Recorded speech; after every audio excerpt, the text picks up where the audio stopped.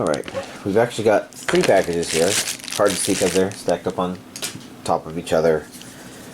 Smallest on the bottom, so it pretty much means that this big one is blocking things.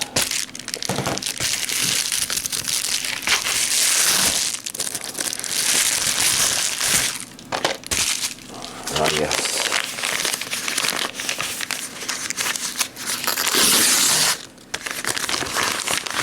And then we have these, and which included the Blu-ray version of that. Why don't we reorder these just like that? But then we also have something that shipped from, well, it's from Crunchyroll, but and I'd like to show you the shipping label, but you know, it kind of has my address on it, so.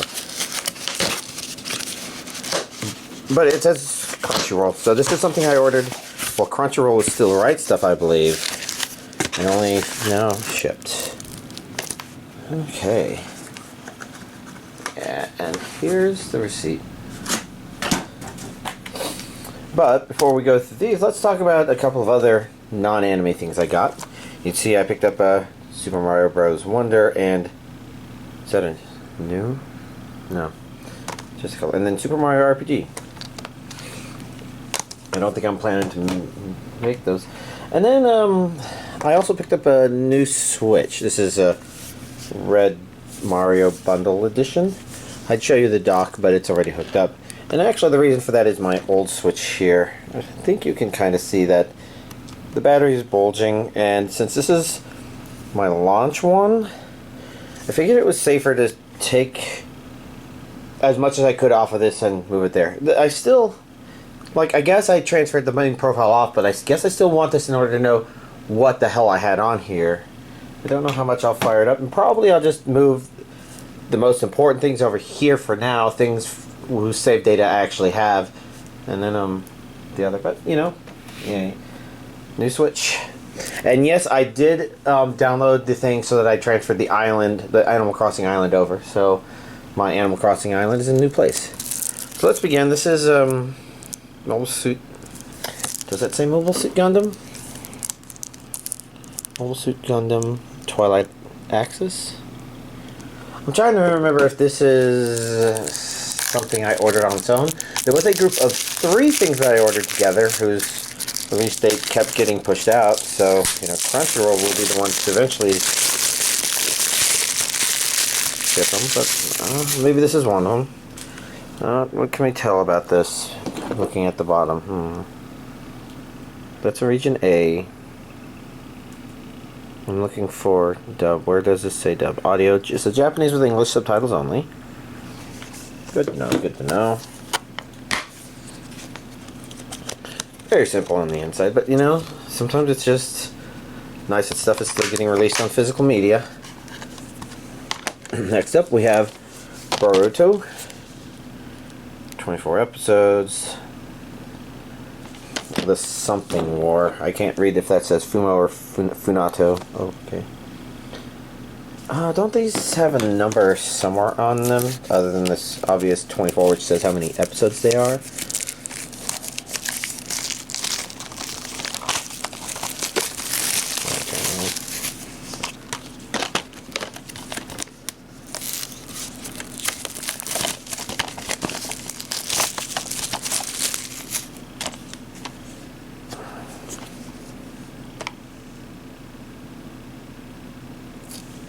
Let's see, that says SJ for Shonen Jump.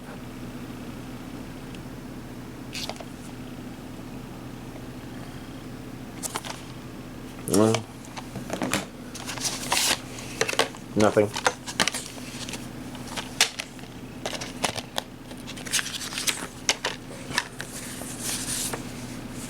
And then on the inside we have stuff. I don't think I've seen this Dr. Stone one before, but this one and this one have been around for a while. These are usually maybe combination advertisements for the anime and the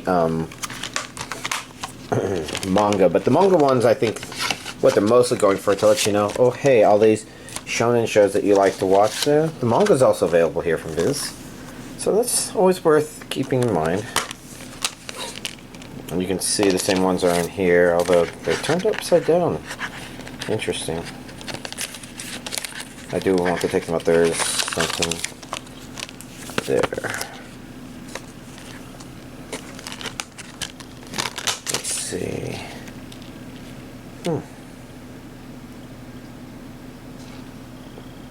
It's kind of busy, but interesting.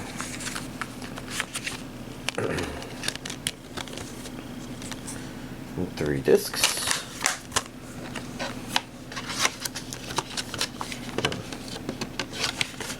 There we go. And then last but not least, we have Bluelock, Season 1, Part 1. DVD and Blu-ray.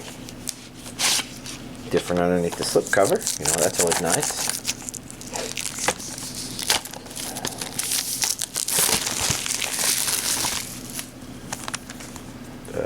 Did I process what this looked like? I don't know. Now we're taking a look at the back. Let's see. Regions A and B. That's nice. Audio. I mean, I'm surprised that it's Japanese. It's English. Okay, so there's dub and sub on here.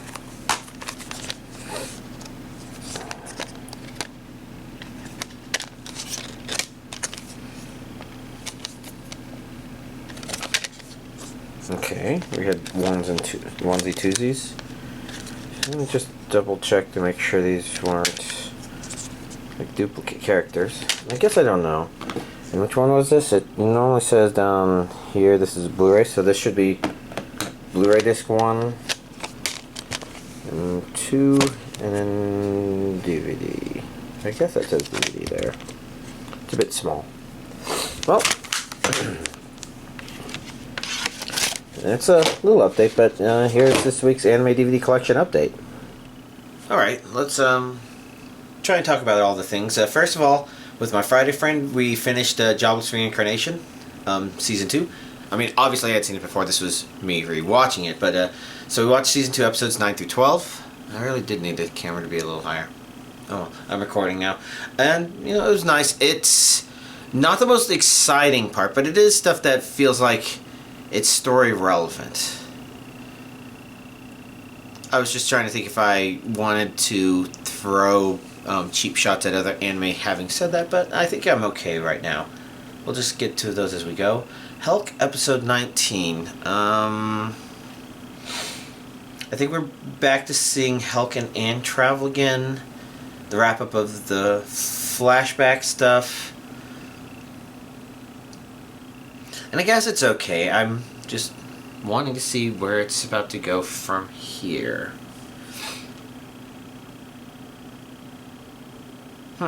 Yeah, and I guess it may be setting itself up for dealing with the end of the series. Saint's Magical Powers Omnipotent, Season 2, Episode 7. Do I even remember what happened? I'm not entirely sure. Because I remember it being a sort of in-between things. Like, I guess if Season 2 is kind of 2 story arcs, then this was the episode in between them, possibly?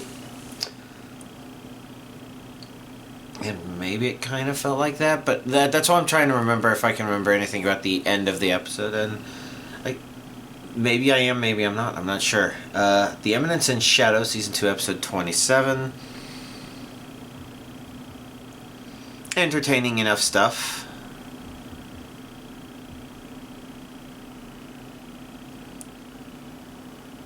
I guess I'm mostly just trying to think if there was any Shadow being the most holy shit awesome. There was a lot of that at least came up to this point. And part of the reason I'm just blanking on a lot of stuff is this week was an exhausting one.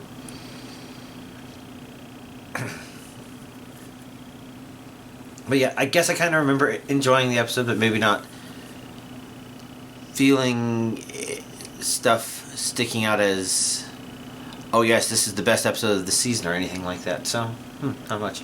I guess I think I'm officially just I don't want to watch 2 episodes of Disgraced Noble Lady in a row, so I might be giving up on that series.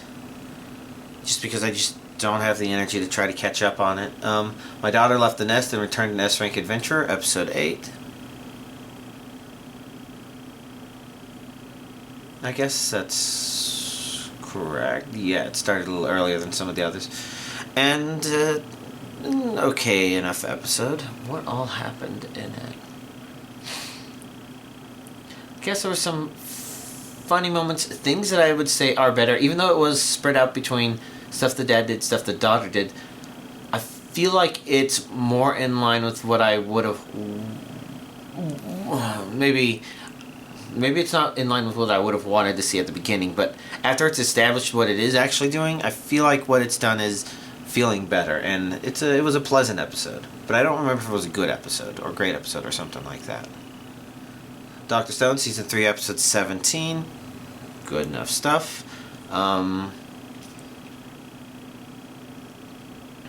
guess it's definitely some of the weakest stuff of it. We're not getting a whole lot of the sciencey stuff. It's a little more shonen-y, you know, with that sciencey flair, I guess. But you know, it's again a nicer series when we see this is the next science thing we're building. I guess maybe part of the problem with it is there's just scumbags who are like, fuck you, scumbag. Why can't you already be dead? We don't want to watch you anymore. We want to see our main characters just get those motherfuckers out of the way and start making the world a better place. Rurouni Kenshin, I guess, yeah, I'm not catching up on those, so that's probably dropping. The Rising of the Shield Hero, Season 3, Episode 7. What exactly happened in this episode?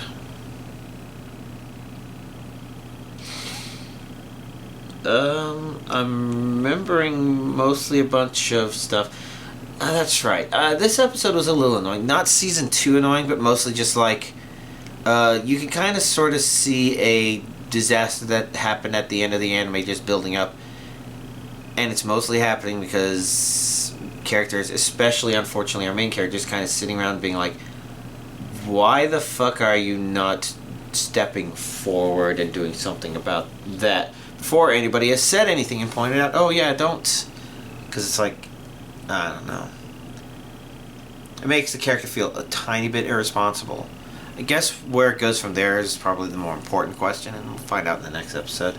Goblin Slayer, Season 2, Episode 7. It's definitely some interesting stuff it's setting up. I'm feeling a little bit more tension going on there, and the implication of what some of the characters saw is kind of a little impactful, a little haunting. And I say it as if we didn't see some of it, but we kind of got more impressions of it so that we didn't have to kind of see the whole thing. And it felt like the way they did it just did a good job of making it feel unnerving and bleh. So, good stuff. I guess I'm very curious to see where it's planning to go. The Kingdoms of Ruin, Episode 7.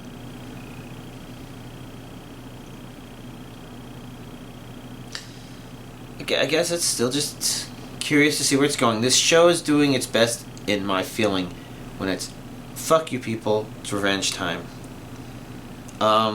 Even if it's given some things to kind of make some of that stuff more gray, it's still, I don't know.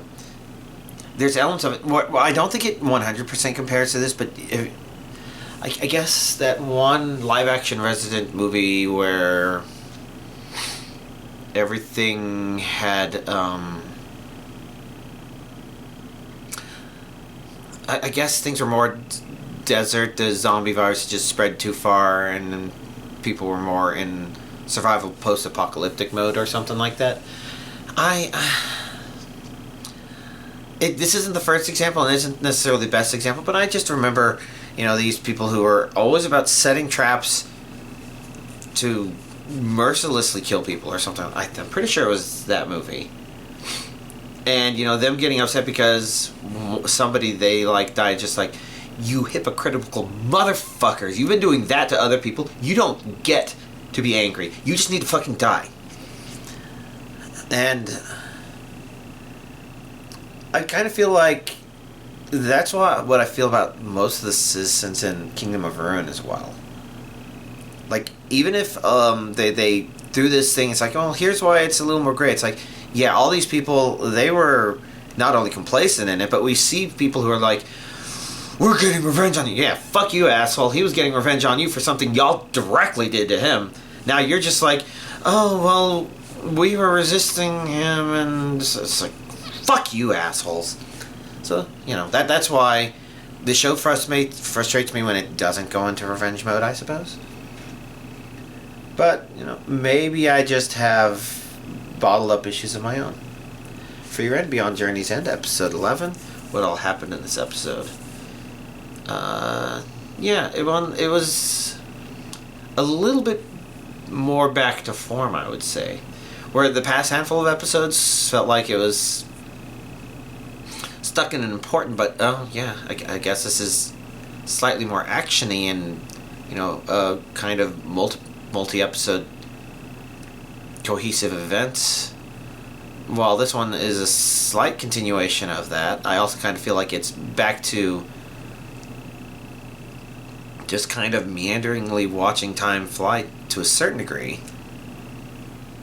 So kind of nice.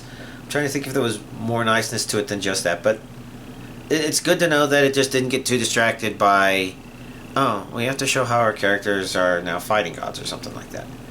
Ragnar Crimson, episode 8. So I mentioned that episode 7 kind of left me feeling a little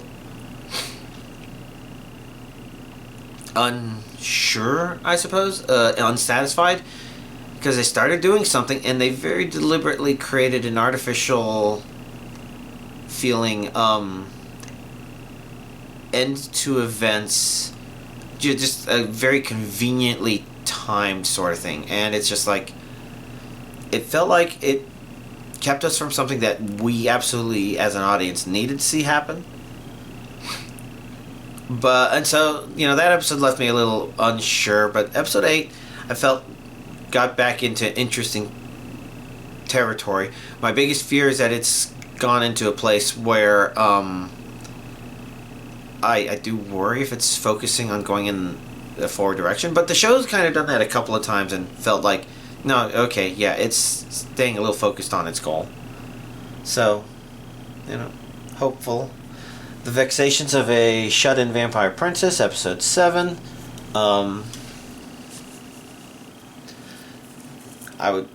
Was it episode 7? Yeah, it was episode 7. Everything else is 7 next to it. I thought it was an entertaining episode. I'm just trying to think what I can say about it too much. You know, as a series, I think this one I kind of feel hesitant to try to watch more episodes because it is leaning sort of on the crux of, oh, well, the joke is she's pretending to be powerful when she's not. And it's introduced enough stuff where you're not dependent on that, because if it was just that, I'd probably have lost my interest. And it isn't just, oh, well, it's really fun to watch the maid be pervy to the main character. They don't lean on that one too heavily either, and it's just something there. And to be honest, if it was just those two things, I probably wouldn't continue watching, but now I'm kind of curious where it's going to keep going. Faraway Paladin, Season 2, Episode 7.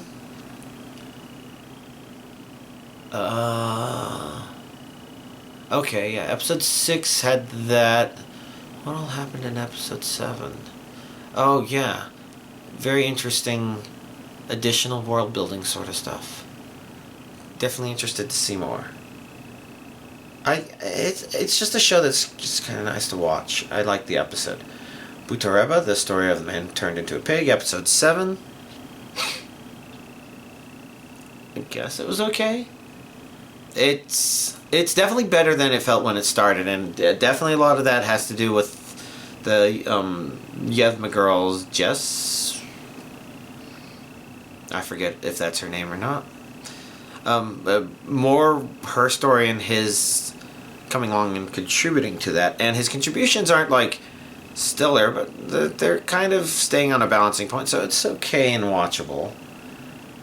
And feels like maybe there's a certain thematic idea going on, and I'm definitely curious to see if it ends on a good note or if it continues going. But curious. I Shall Survive Using Potions, episode 7. You know, this show continues to do stuff that's just like, slightly shallow from a storytelling perspective. Even if it's dealing with a deep idea, it's usually a shallow version of it. But it's doing a lot of it really fast, and it's interesting to continue watching it. So it's continuing to be the same. Tear Moon Empire, Episode 7. I mentioned that Episode 6 felt like it was taking a little bit of a break and going more shoujo, you know, resting a little bit more on its shoujo, I guess, story beats. But Episode 7 feels like it went back to the general premise. So it didn't deviate too far. If anything, I would say that Saint's Powers Omnipotent deviated a little further, but, you know, that one wasn't necessarily as bad. And that one, you kind of feel a bit more that it is... It's more shoujo than Tear Moon Empire. But, yeah. Spy Family, Episode 32. This is continuing to be really interesting stuff. I did not expect this major story arc to continue going on for so long, but it's nice that it is, because this is important stuff thematically, series, and like I said, it's more Yor-centric, which is good, not because we necessarily need more Yor, we do, but, you know, pretty much any of the shenanigans of Lloyd, Yor, or Anya are top tier when they're main story material, especially. Bond has his moments, but he's definitely more like the family pet that stays home for some of these things, or a lot of these things, or only got introduced halfway through the first season, things like that. But no, yeah, still liking to get more beyond that, and more like, okay, well, we've known yours an assassin, so what exactly does that mean implication wise for the story? And yeah, it's nice to get that, and to get more you know, just your interactions. Anya's interactions were great. Lloyd's were, I wouldn't say they were great, I'd say they were good, but this is not supposed to be him centric, and maybe it'll build to something interesting. I guess we'll have to see. Every Turn is Magic should be special, Episode 7. I guess it was okay. I guess I feel like the animation, or the animating of the rats was a little convenient. Some of the interactions with it were convenient, but it was okay to watch. Now let's scroll down. Berserk of Gluttony, Episode 8. I guess suddenly maybe important thing. It's okay. Shanghai Frontier, Episode 8. I think okay. I'm a little less sure about Shangri-La Frontier, because here we are this deep into the season, and I kind of mentioned this before, but I don't know, I'm not enjoying it as much as a lot of other people, because it feels pointless. Like, they haven't given us any reason to say, all right, these are this character's events, and this is why we as an audience watching a story progress should care, because there is nothing. Doesn't feel like there's anything at stake. Doesn't feel like it's guaranteeing, oh yeah, our main character is going to discover something that's notable. It instead just feels like the game, or the anime, coming up with an idea for a game and saying, yeah, wouldn't it be cool if this was it? Look how intelligent we are for coming up with this idea for a game that would be impractical to implement. And my criticism there feels extra poignant, mostly because of Vermo, which I'll talk about later. But for the most part, to me, if people are liking this, it's fine, but to me, the actions feel hollow, the interactions feel hollow, because there's no purpose, there's no stake, there's just, I don't know, the anime seemed to have lost itself in its own, I'm gonna do this stuff sort of thing. The Monitored Girlfriends Who Really, Really, Really, Really, Really Love You, Episodes 6 and 7. I guess I was a little reluctant to continue watching it, just because I don't know, I guess since I'm low energy and catching up on stuff, there's a part of me wondering, would I enjoy it or not? And if I've got any criticism of these episodes, Episode 6 did have a moment where it's like, this is dipping a little too closely in getting out of its own absurd world logic and trying to introduce real world. Like, one of the things about the show that have actually worked out is they haven't introduced characters who's like, how can you have that many girlfriends or something like that? Because like, it's the fundamental premise of the show is dumb. But as long as the show's like, yeah, well, we're not actually addressing that, we're just having fun with the idea, that's fine. But having fun with the idea doesn't mean, you know, introducing scumbag guys who don't know how to keep their fucking hands to themselves. But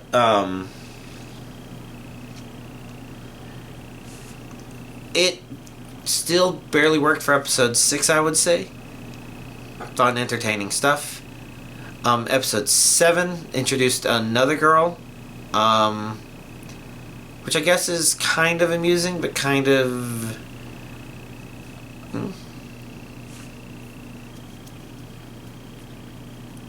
I do appreciate the fact, though, that it feels like when he does introduce another girl to the harem, at this point he's, you know, got quite a few of them. They don't have everybody has a stock reaction that they do every time. It really does feel like every interaction does stay pretty fresh. The characters are doing their own independent thing.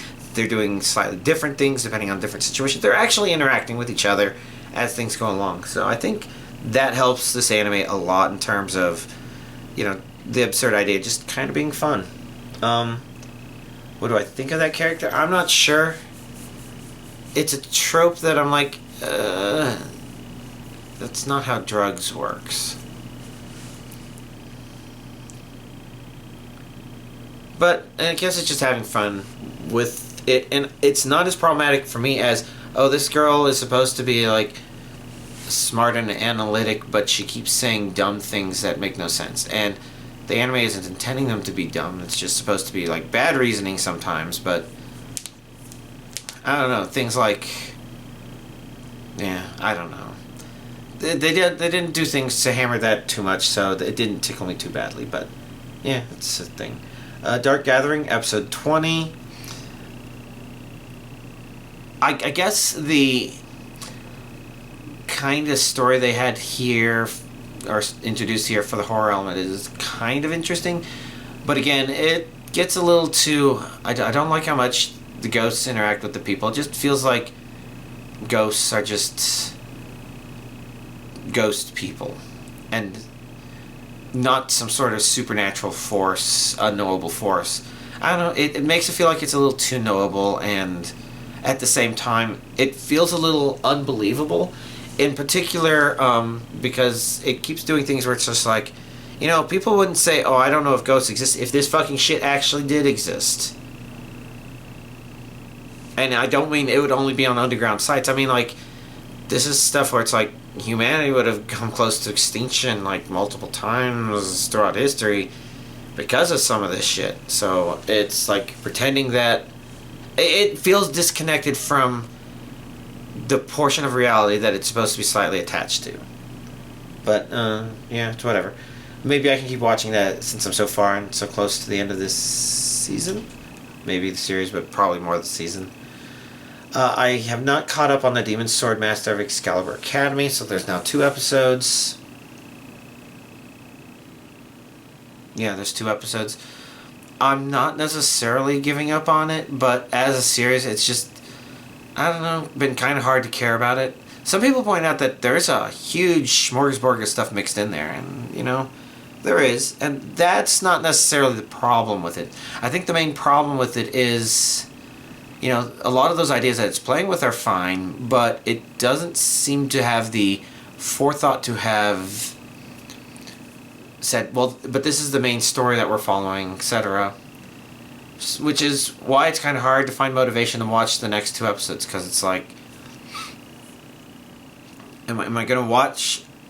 Do I have any expectations, predictions? I didn't even really like it when it's like, okay, well, now we see all these characters fighting, but it's like, the way it's using them, they don't really feel like, oh yeah, this is somebody who's been training for this stuff. It's just sort of like, yeah, here's somebody doing something kind of cool. Whether or not that would be practical in the battlefield, I don't know. But it's trying to pretend like it is supposed to be practical, and that makes it kind of hard to take it serious. So, I don't know. That may be another one that I end up dropping.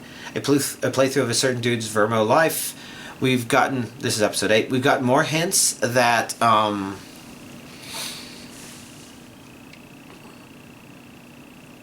there may be more to this than there is. I would still kind of criticize it because, you know, without that sort of stuff, it's like, well, why am I investing so much time into it as if it's telling a story, but there's no point to the story? I think there's supposed to be a point to the story, but it does a bad job of introducing it early. If it's doing what I think it's doing. I mean, I could be slightly wrong, but yeah. I guess we'll have to see where it goes. Ron Kamonohashi's Forbidden Deductions, episodes 7 and 8. Good to watch together, or talk about together, except it would be better to talk about at least the next episode too, because we seem to have a 3-parter. But interesting stuff. What can I say about it? I'm not sure why that one person was so quick to make certain assertions, especially since we, the audience, could kind of look and say, okay, this just looks like it was set up, so let's take a breather before we go yelling crazy things. And this person's supposed to be smart, and they're saying, no, let's just lock him up. He's obviously guilty. None the fuck. But, you know, it at least hasn't stubbornly sticked there. It's changed course as it needed, and some of it is okay for making our main detective guy kind of look neat in his own way. Good stuff. And then Dead Mount Death Play, episode 19, the contents of which, as usual, are pretty good, but oh my god, the execution is kind of horrible. It doesn't even feel like, oh yes, I'm very cleverly telling a bunch of different stories that are coming together. It feels more like I can't fucking focus on anything. It's not as ADHD as Bleach the series was, although Bleach was more ADHD at an episode level and not inside the contents of an episode. But this one still doesn't feel as bad, where Bleach would just be like in the middle of two characters fighting in a deciding battle, and it's like, no, let's go to a 2-week thing that has absolutely nothing to do with that and is a side story. Like, the timing on Bleach is just so painful to think about. This episode, it feels like it's sort of doing that inside the contents of the episode itself, where it's like, I can understand why it's trying to make all these things important, but I feel like this show is losing out on its storytelling perspective, because even once it has an episode where it's like, okay, we're developing interesting thoughts and extensions of our main character, it's like it keeps jumping in the middle of that to other things, and so it's not like it's focusing on any one thing like it really should. It doesn't find good breaking points to, and instead it just feels like the show's throwing shit at the wall, and it's not. It's got aim for everything it's doing. It's just got no plan for that aim. So I don't know. Something tells me, because I've seen how like the Star Wars A New Hope was saved in editing, and some of the very simple things they did, and there's a part of me that wonders if the same sort of thing could happen to Dead Mount Death Play, because it's not like the content's bad, but I don't know, the way it's introduced, the order it's introduced, it's kind of excruciating. And while I would say this episode wasn't as bad as the previous episode, which wasn't as bad as the previous episode, it's still one of those ones where I just feel like this show can't focus. Not doesn't focus, can't focus. And it kind of pisses me off a little bit. Maybe that's why I'm getting angry. I don't know. Probably if I seem to be getting wound up a little bit here, I'm maybe just still a little cranky. Because like this past week, I mentioned that I had pumpkin pie to bake. So like I recorded the video last weekend, and that was after I had baked 2 more pies. So like if you count in total, I've baked a total of 8 pies so far this month. 4 of them for the company barbecue, which I didn't help run, but I helped the people who were running it, if you understand the distinction I'm making there. Then Friday was a 12-hour workday, because this past week there was a big product release at the company, but as part of also dealing with that, I baked another 4 pumpkin pies for a Diwali celebration, with the idea being that, you know, they would put my pies out there and they would, instead of using me bringing Cool Whip, you know, I kind of prefer Cool Whip for the pumpkin pie because it doesn't really add much flavor, just a kind of fluffy, airy sugariness that maybe is reminiscent of cream. So Cool Whip's not being real cream, as far as I know, plays to the advantage of my pumpkin pies, in my opinion. And so I prefer those usually, but this time, you know, the ERG was actually the one who brought real cream in a shaking can, but also toppings. I know the one that I tried was honey roasted pecans, I suppose, ground up. So the idea was to give it a more Diwali, Mediterranean, Indian sort of flavoring. And it was kind of nice. I'm looking forward to eating pumpkin pie my way with my original stuff on Thanksgiving this coming week. But yeah, so we had that, and I did mention the big product release last week, so there was a lot of running around and going back and forth and not being able to focus and dedicate focus on really anything. And then on Thursday there was an application development Thanksgiving potluck, for which I did a trial run of the main dishes that I was going to cook for Thanksgiving this coming week, which basically meant that I cooked about 6 pounds of turkey breast and like 5 to 6 pounds of mashed potatoes and 10 cups of turkey gravy. And so yes, my Wednesday night, Thursday morning were very busy with that, trying to do any product launch stuff. We did a couple of hot fixes. One of them was one that I helped direct for sure. Another one I think I helped somebody else direct, and yeah, I don't know. Everything's a blur, and this is why I'm also having trouble remembering a lot of stuff, because that was a lot of busy stuff. And while I wish this weekend was one in which I perfectly rested up, at a minimum there was the walk to Target to buy a new Nintendo Switch, you know, the red one here. Oh, and I did mention, but this is an OLED Mario themed one. I guess you can kind of tell. Well, I can tell looking at them and the size of the two screens, but there was basically part of the reason I got it is a friend of mine started a donathon this past week, and there's been enough donations that she's been streaming along, and so I'm like, okay, well, to help you break up the monotony and give you something else to try, let's try playing Monster Hunter Rise. You know, both of us played it on the Switch. You know, I know it's out on the PC, and I think a lot of newer people who are new to the game and playing it are playing on the PC.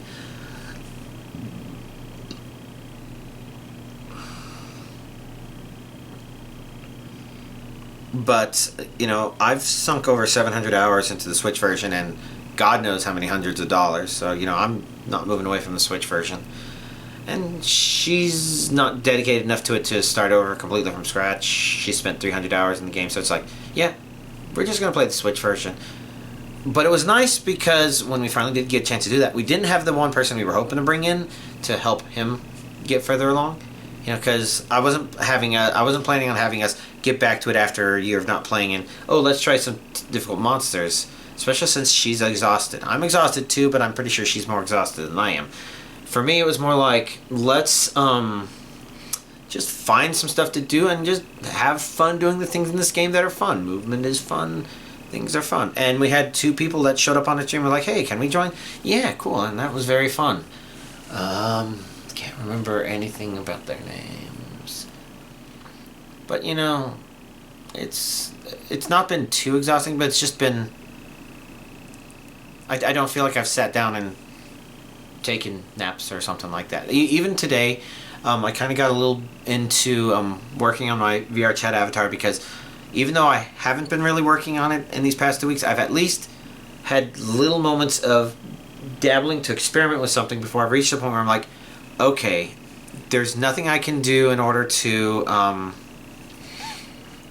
do that, and I've finally narrowed down to, all right, this is the final step I'm going to be doing.